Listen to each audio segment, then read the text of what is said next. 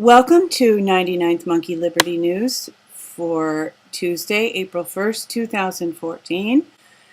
This is not an April Fool's Day version of 99th Monkey News. I'm not into being fooled, and I'm not into fooling people. I like to have fun and joke around, but I don't like to mess with people or to be messed with. So this is straight news today. From RT, fracking operations may start in Pennsylvania against landowners' will. And this was a new article yesterday.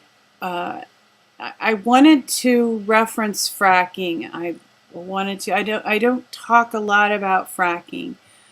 I also don't talk a lot about earthquakes. There was a big earthquake in LA, of course, over the Friday, and with aftershocks into the day and evening on Saturday. I think the aftershocks are even still going on. It wasn't a huge earthquake. It was 5.1, in case you weren't aware of that. But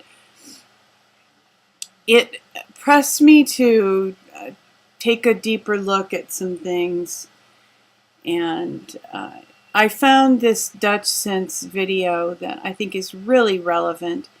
It's from March 20th, but it shows where earthquakes have been occurring, and Dutchsinse believes that earthquake activity has been significantly increased by fracking, and he gets into it in this video.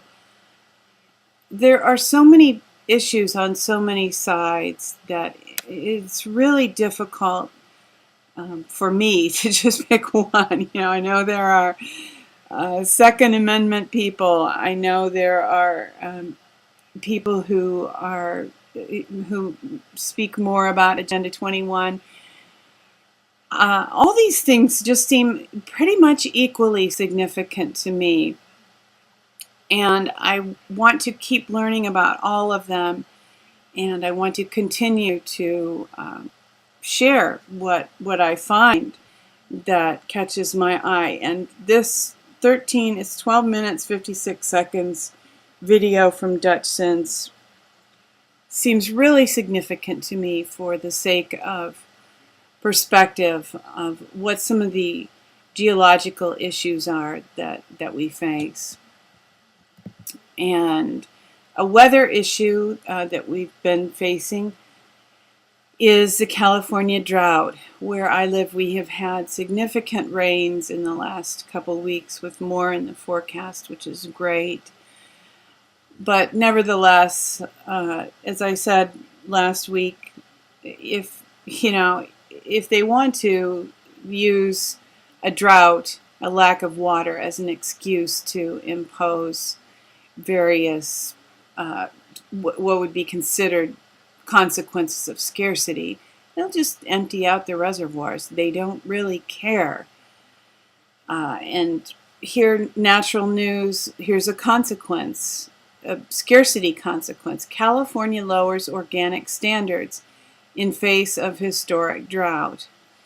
And I had an article yesterday about a testimony of someone who had worked on what was supposed to be a natural food farm. And they want to lower the standards. They want us that, we could feel like, oh, this is an oops. Oops, we don't have enough water. We have to lower the standards. That's not the case. There's constant pressure to lower the quality of our food and increase the danger of our food, the health-reducing factors of our food. They're killing us. It's really naive to believe anything else. And just looking at the evidence, one would reach that conclusion, even without the background knowledge about these people, the social engineers. So here's, if you can, the more you can talk to people, and it's difficult to vote with our dollars. to vote against GMOs, to vote for organic foods, because it's becoming more and more difficult to obtain these things. Although there are lots of things at the store with the organic label, carries less significance with it. So, the conclusion that I'm reaching is really the only way to vote with our dollars in this instance, and the only way to really protect ourselves and our families is to grow our own food. And considering that the rain might have particles from chemtrails, it might be necessary at some point to only grow food in greenhouses and use filtered water. That's just a thought, that's something that some friends of mine have been talking about, and I'm sure it's not the first time you've heard it. But growing food is really becoming the only option for having a source of safe food, and also to overcome scarcity, as I mentioned. Fritz Springmeier wrote in a blog the other day. Grow your own food.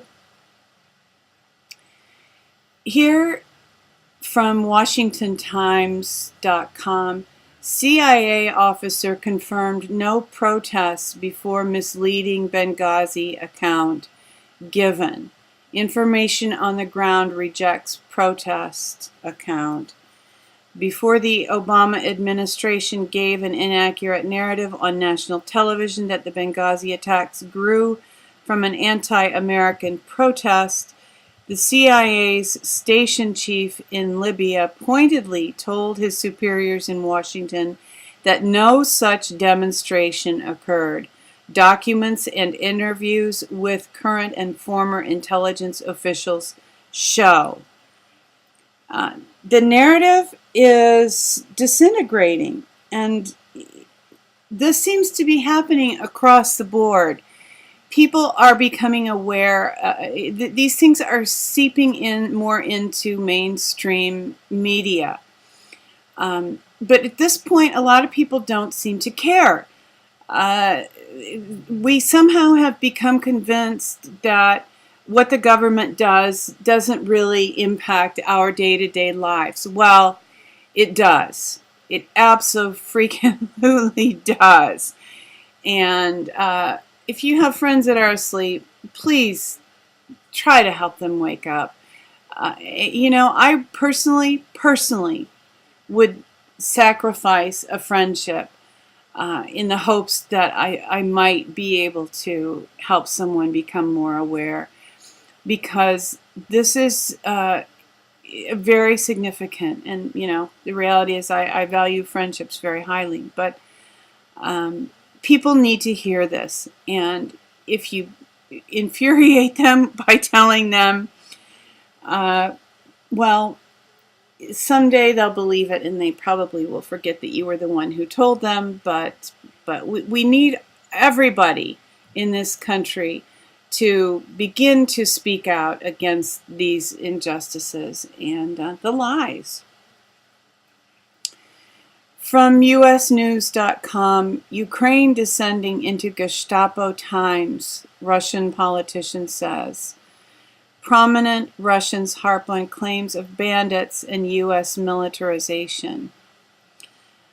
Yes, this is, we can consider the source to some extent, but we can also consider the history and know that this is almost certainly true, that there are bandits and U.S. militarization.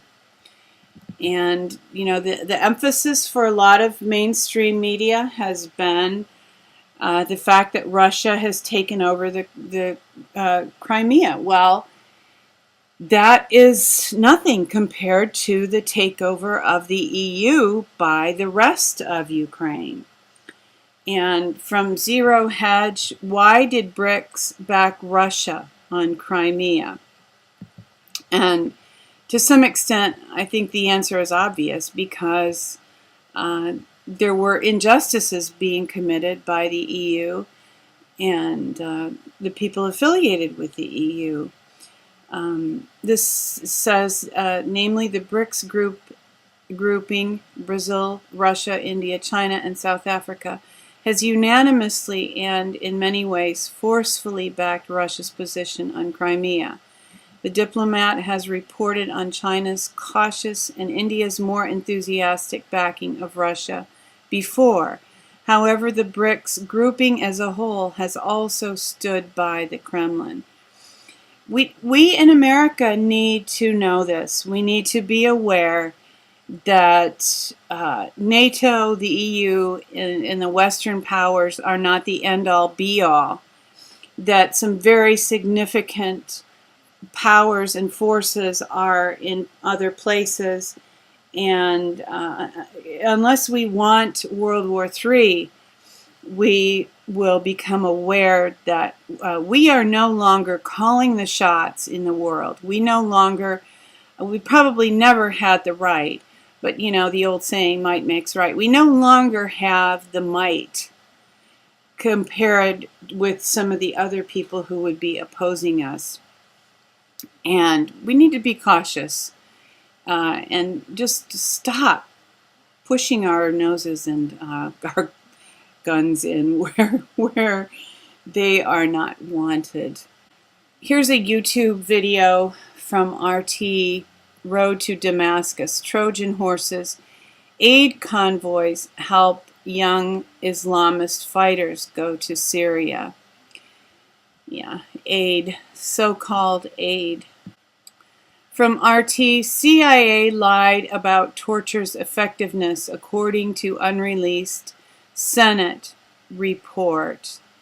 So the report hasn't been released yet, but and this is the report that, you know, this committee that Dianne Feinstein's been squawking about them being spied on. It's not funny. It's really very tragic. But anyway, hopefully the truth will out and justice will be done. And that will probably only happen if we as Americans demand it. From Blacklisted News, military police detain journalists and confiscate equipment. On Friday, outside the Joint Systems Manufacturing Center, 2 The Blade reporters were detained and had their equipment confiscated by military police. They were in the driveway of General Dynamics Land Systems, a tank plant, taking pictures for an upcoming story. They both claim they never went past the armed guards or gated area. However, that did not stop military police confronting them, detaining them, and confiscating their photography equipment. From the freethoughtproject.com, DuPont Heir convicted of raping his own infant child dodges jail because he will not fare well.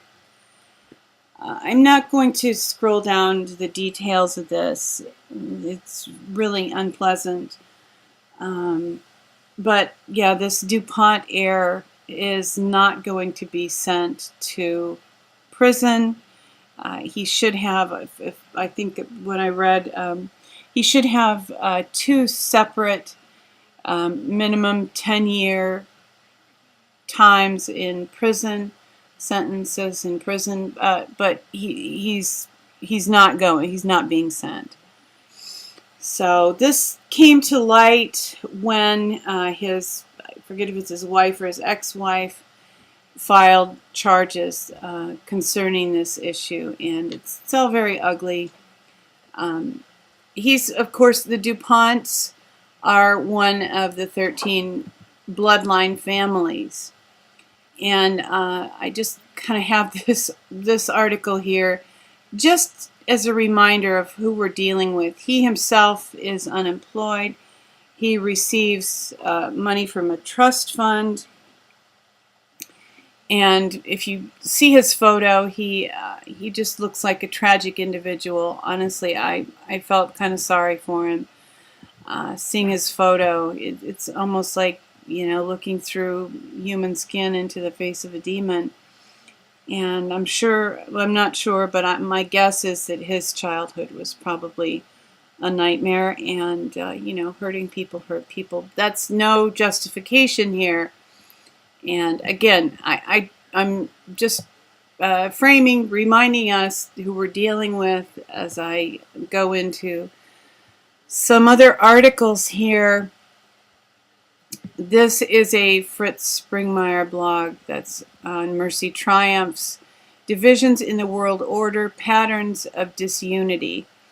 And this blog highlights the fact that the Illuminati is not, within themselves, they're not united, that there are sects and they struggle against each other to have their will done. But I want to especially refer to this paragraph. As documented in my Be Wise as Serpents book, Illuminized Freemasonry set out to destroy Christianity, first by attacking the Catholic Church, and then after that to finish the ruin of the rest. Freemasonry in the 19th century essentially took over Protestantism, for starters, by creating new denominations that they ran, as well as placing their members in key controlling positions in Protestant denominations. I completely document this in the Be Wise as Serpent book. And this is, the way that evil deals with vibrant faith is to try to become a part of it, get in, become ingratiated. And a really great biblical example of this is in the book of Numbers, and it's about a man named Balaam who had the ability to hear from God. He considered himself a seer or a prophet, but he wasn't a holy man. He was maybe what we would consider a psychic. He had the ability to, pick up spiritual vibes, and that allowed him to hear from God. God could speak and Balaam could hear. And this was known. He had a reputation. So a king who wanted to destroy Israel, the king's name was Balak, wanted to hire Balaam to utter curses. I mean, that's witchcraft, right? To curse Israel. Balaam actually tried to do that. This is a really interesting story. It make a great movie, and it's actually fun to read. So Balak wanted Balaam to curse Israel, and Balaam tried, but he was unable. He couldn't curse Israel because he was aware of how powerfully the blessing of God was on them. So because this curse didn't work, Balaam told Balak how he could have an influence on Israel. God's protection was on them powerfully because of their righteousness and their relationship with him. So Balaam taught Balak how to send in women to seduce the men and to lower their moral climate, their spiritual climate, and also to influence them, to encourage them to worship other gods so that their relationship with God would be shattered. This is what has happened in churches. This information of how to destroy people of faith has come forward into time, and it still is done, even though we now have Christian faith in resurrected Christ. This plan to infiltrate and lower the spiritual climate and encourage immorality still works. And actually, in the book of Revelation, in the chapters where Jesus is speaking to the seven churches, he warned about this kind of thing. So this is very relevant to us. And as Fritz's article stated, the Freemasons took over Protestantism, for starters, by creating new denominations that they ran, as well as placing their members in key controlling positions in Protestant denominations. So if you're in a church, or any religious group, really, you might want to take a really close look at this and examine your heart. Ask God to show you things. There's a promise in the book of James that if we ask for wisdom, God will give us wisdom. But I want to say that, churches have been infiltrated. And to a large extent, they have been redirected because there are Freemasons in key controlling positions in Protestant denominations. And if you are non-denominational, you might think that this doesn't apply to you if you are in some church group that split off in a charismatic renewal, whatever. You might think that your church would not be a part of this because they're not a mainline denomination. Well, think again. I have observed many groups, and I've seen many things that I'm still processing, quite honestly.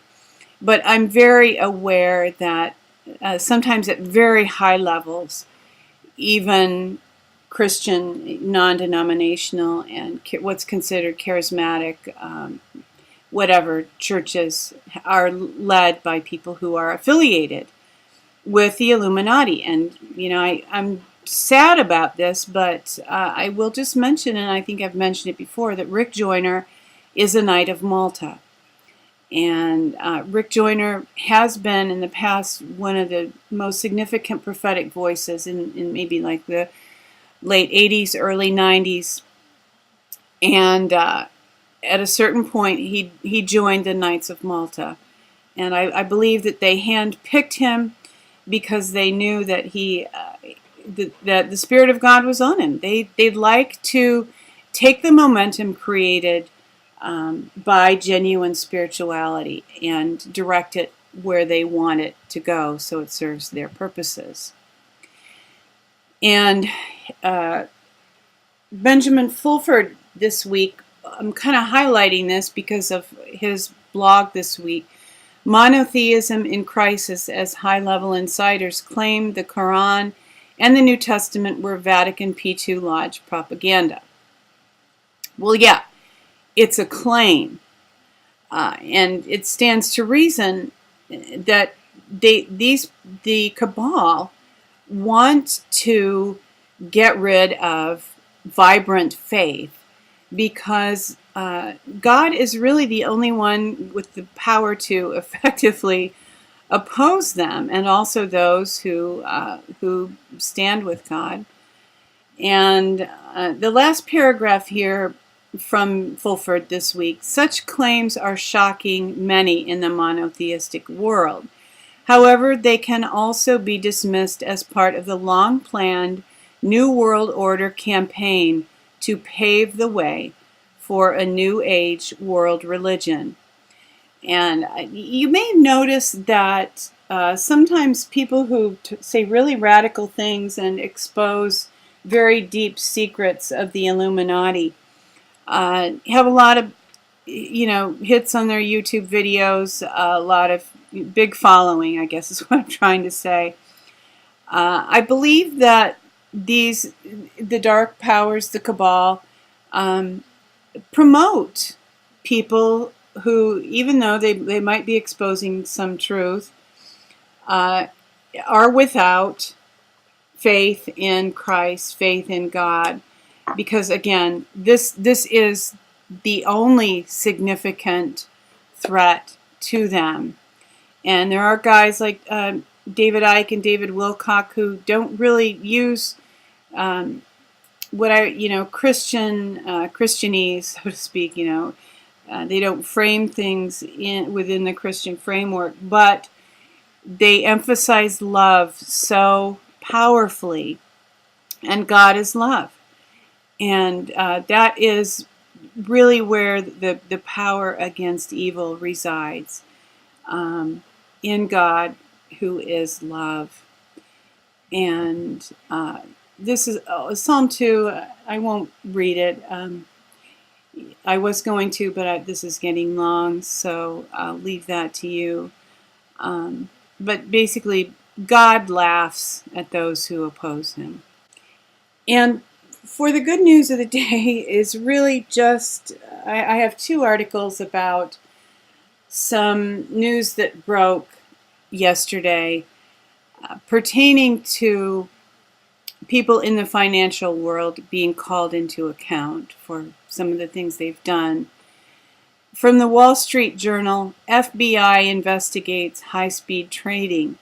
Probe centers on whether it's insider trading when high-frequency traders act on information others can't see.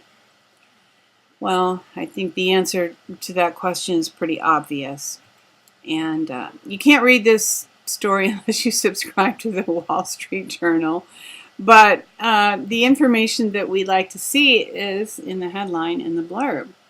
And here's another article from the Wall Street Journal, also from yesterday. Investors sue 12 banks, allege conspiracy to rig forex markets. A dozen large investors filed a joint lawsuit against 12 banks for allegedly conspiring to rig global foreign exchange prices, according to a new consolidated complaint. And if law enforcement is not going to do their job, this is an alternative to file civil suits. And hopefully this will at least attract some attention. I'm glad it's in the Wall Street Journal. And we all need to cry out for justice. And we really require that justice be done if we are to have any kind of future at all. Yeah, see, I told you, no jokes today. Pretty serious stuff. But thanks for tuning in for today's 99th Monkey Liberty News. No matter how dark the night seems, morning will come. Weeping may endure for a night, but joy comes in the morning. Hoping that you will love one another, take care, and enforce the Bill of Rights by insisting on liberty.